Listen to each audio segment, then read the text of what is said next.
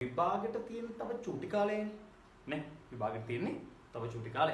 එතකොට ඔය චූටි කාලය ඇතුළත ඔයාට සිද්ධ වෙනවා සිලබස් එක පුරා තියෙන. පොලිටිකල් සයන්ස් වල පාඩම් 15ක් තියෙනවා.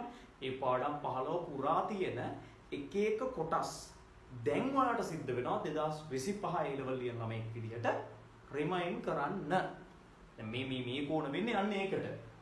MCQ එකක් කරනකොට ඒ MCQ එකට අදාළ වෙන විෂය කොටස පිළිබඳව ඔයාට සිද්ධ වෙනවා කතා කරන්න.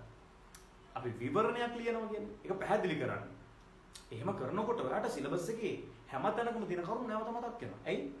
MCQs හදලා තියෙන්නේ සිලබස් එක පුරාවට තියෙන හැම තැනින්ම. පැහැදිලිද? අපි essay question එකක් ලියනකොට එහෙම නැත්නම් රචනා ප්‍රශ්නයක් ලියනකොට අපිට ගොඩක් වෙලාවට හැකියාව ලැබෙන්නේ එක කොටසක් පිළිබඳව දැනුම රිමයින්ඩ් කරගන්න විතරයි. නමුත් අර MCQs කරනකොට අපිට ලොකු පරාසයක දැනුමක් නැවත මතක් කරගන්න හැකියාව තියෙනවා. ඒක විශේෂත්වයක්.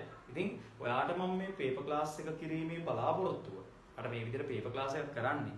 මේ විදිහට පේපර් ක්ලාස් එකක් අරගෙන යන්නේ අන්නේ සිලබස් එක පුරාවට තියෙන කරුණු නැවත නැවත මතක් කරලා සිලබස් එක ඇතුලේ ඔයා හැම තැනකම දක්ෂයෙක් කරන්න, හැම අංශයකම දක්ෂයෙක් කරන්න, හැම කොටසක්ම ඔයාලට මතක් කරගන්න. එතකොට ඔයාලට පුළුවන් භාගයට බය නැතුව ගිහිලා උත්තර ලියන්න. එතකොට ඔයා බලාපොරොත්තු වෙන මේ තියෙන ඩ්‍රීම් එක ඒක ඔයාට අචීව් කරගන්න හැකියාව ලැබෙනවා. පැහැදිලි?